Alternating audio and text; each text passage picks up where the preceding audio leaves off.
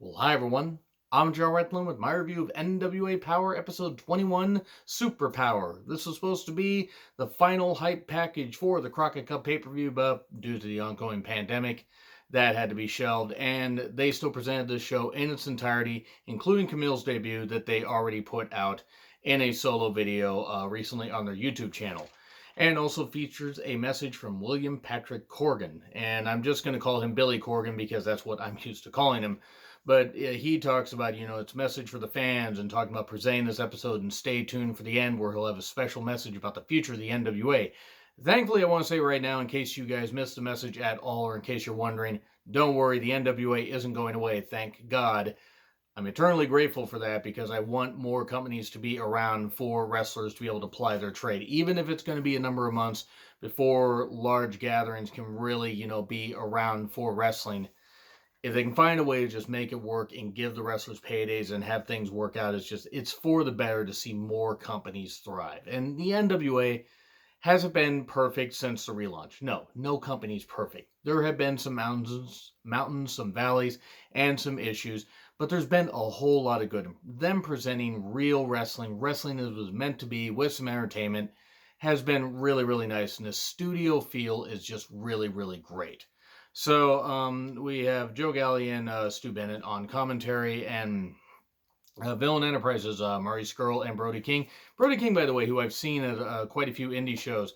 TV doesn't do justice for just how big that tattoo motherfucker is. I mean, and seriously, great guy. Great goddamn guy. Super talented. Wrestles hard no matter what size of crowd he's in front of. The guy's insane. The guy's great. We then have a couple ads. Well, we have one ad that's repeated a couple times during the show for the season 1 DVD video or DVD package, which great. Hey, you know what? I encourage you guys to check that out and buy that, even though these episodes are available on the YouTube channel. They can put Easter eggs and stuff like that in there, and maybe they'll put bonus matches. I have no idea. I'll have to read up on this stuff, but it's cool that they're putting this out, and hopefully they sell some good amount of DVDs. And then the Camille debut, and then her speaking for the very first time. I already reviewed that. Check that out on the NWA reviews playlist if you'd like. It's very impressive with her debut, and I think she has a very bright future. It's very, good presence in the ring, and it's a very good story they could tell, having her be a heel. I think they can morph her babyface at some point, because she just comes across as so real, it's really hard to totally boo her, even though she's great at getting the crowd to boo her. So anyway, recaps of plenty. Sean Mooney interviews the Rock and Roll Express, and they have quite a bit of energy, talking about being in the Crockett Cup last year, losing to the Briscoes, and maybe they have a small chance to win this year. And then the Rock and Roll Express versus Aaron Shooter Stevens and the question mark. And this is based off of what happened recently on the episode of Power, where Stevens was like, hey, you guys do right by me and I'll put you guys in one of my movies. And they said, nah, how about we just beat you in a match? How about we have that? So typical chicken shit stuff from Aaron Stevens. He even does one point where he gets beaten back and forth by both guys, and then does the pratfall. And Stevens grabs the mic, says timeout, because wait, Trevor Murdoch's here. Wait, I'm going to introduce Question Mark Jr., which is Brian Malonis in a question mark mask and shirt. And then he tries interfering, and then Trevor chases him, and because he's a big fat guy, because we want to make fat jokes, he barely gets around the ring and then breathes hard and then lays down. And then eventually, the crowd was actually chanting or somebody said Happy Humphrey at one point. That pretty good old school reference there. And then Morton rolls up Stevens for 3. So no doubt we were probably going to get Morton versus Stevens for the NWA National Championship, but that didn't end up working out for a variety of reasons. Outlandish Zicky Dice talking about being the new NWA TV champion after beating Ricky Starks recently, and he's even got merch. Actually, that's a pretty cool shirt. And then recaps of the whole Melina Thunder Rosa saga that's been going on. And then Kyle Davis, I believe is the interviewer's name. He says, here's Melina to give us her idea. This interview won't take long then, because I'm not sure she has that many ideas. But oh wait, I kid. She's a living legend. Look, Melina is good enough in the ring, or at least was good enough in the ring, but living legend, no, not even goddamn close. I'm sorry, she's not. Let's just say it right there. Then we have Allison Kay talking about, how how she lost to Thunder Rosa twice. She didn't need, why Melina and Marty Bell felt the need to interfere. She has no idea. Also, a question about Melina's earrings. Why did she wear one so big you can see them from space? Earrings in space. That, you know what? That would be a movie the Asylum would make. Here's Thunder Rosa. One, Thunder Rosa's goddamn awesome. She is a champion that we all deserve. We are all not worthy, but in all seriousness, it's great. Her and Allison Kay actually probably had one of the finest women's matches I've seen in quite a while.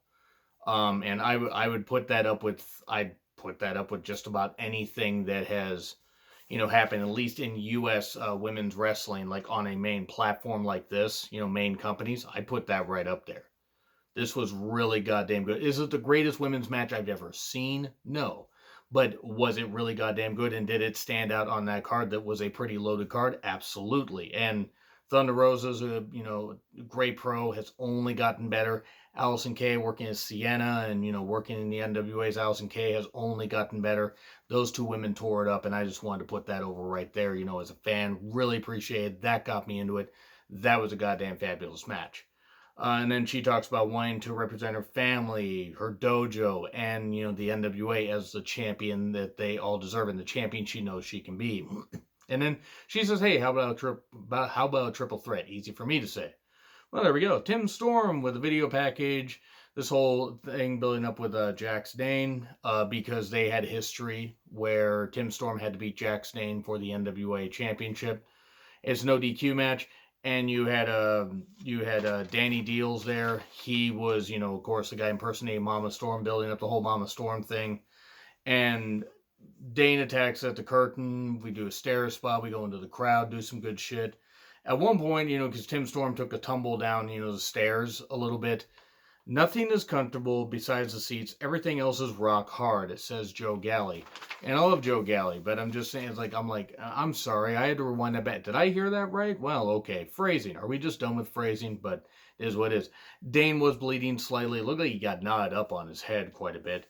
Heavy chops from Storm, and that man lays him in. Best pure babyface going to wrestling today, easily, by a goddamn landslide, and does some great chops. And then Dane hits belly to belly on the floor, and Dane no-sells the big boot and tries to beat Storm, but in the end gets hit with the perfect Storm, 1, 2, 3, and then he gets 5 minutes along with Danny Deals. Doesn't take him that long. He does the whole Mama Storm cosplay thing. That's a great idea. He gets hit with 2 perfect Storm, slams, and there we go. We then get the May Valentine Diary about Sauronaro and Royce Isaacs, and she was kind of playing up the whole thing of just being too emotional because of her friend and her boyfriend, being at odds. And then we get Marty Bell versus Tasha Steelz versus Ashley Bucks. Not bad. It was a good solid match. It was some good fisting action, some good strikes. And these women actually really did cut a good pace here. There were a few near falls, nice submission spot that was broken up by Marty. But Marty would end up getting hit with a code breaker. Tasha Steelz would get the victory. 1, 2, 3. Then we get promos from Drake, Storm, and Kingston. Eli Drake, James Storm, and Eddie Kingston, by the way. Kingston talked about the long history with all of them and other companies. Don't reference other companies, even though he does mention Ring of Honor. Oh, wait, I don't want to hurt the relationship. Eddie Kingston, very outspoken and one of the best promos in wrestling, period, to date. Easily. He's been goddamn great because he comes across as real, because he is real. He's just himself with the volume. Maybe not even turned up. I have no idea. Never met the guy.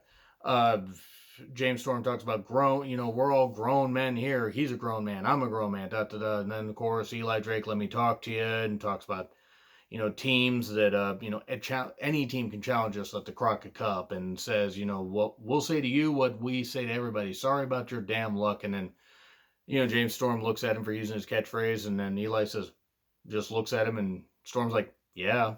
And that was pretty funny. We then get Nick Aldis and Thomas Latimer, Strictly Business versus Villain Enterprises, Marty Scurll, and Brody King. And you know what? It was good. It was good stuff. Brody is goddamn great.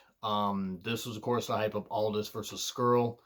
There was some one-upping shenanigans. Marty being the villain, pretending like Aldis was the one that hit him and trying to get the referee to be distracted so him and Brody can gain the advantage. So it was really who could out-heel the other, even though Aldis and Latimer were clearly the heels.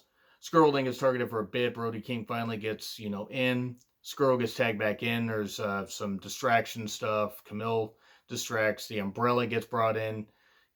Royce Isaacs gets hit. And Skrull dives on. Royce Isaacs outside. But then Kane gets hit with a low blow, and then the top rope elbow from Aldis, 1, 2, 3. So there we go. That's the way they end that. And then William Patrick Corgan, Billy Corgan, he says, we've worked too hard to fold the NWA, so we're going to keep working hard. And he has an idea for a new show called Carneyland. He's not going to say what the show is, but tune in next week. Okay, I mean, you know what? Hey, the name alone, it sounds like it could be a train wreck. It sounds like it could be a whole lot of fun. Maybe we have the wrestlers wrestling each other in separate locations. I don't know it all. Maybe they perform in a church, or not a church tent, a circus tent. I have no clue, but you know what? Cool. I'll check it out. I'll review that. Let me know what you guys thought of this show in the comments. Like, share, subscribe. Twitter handle in the description. I'm John Ritlin. I'll see you soon.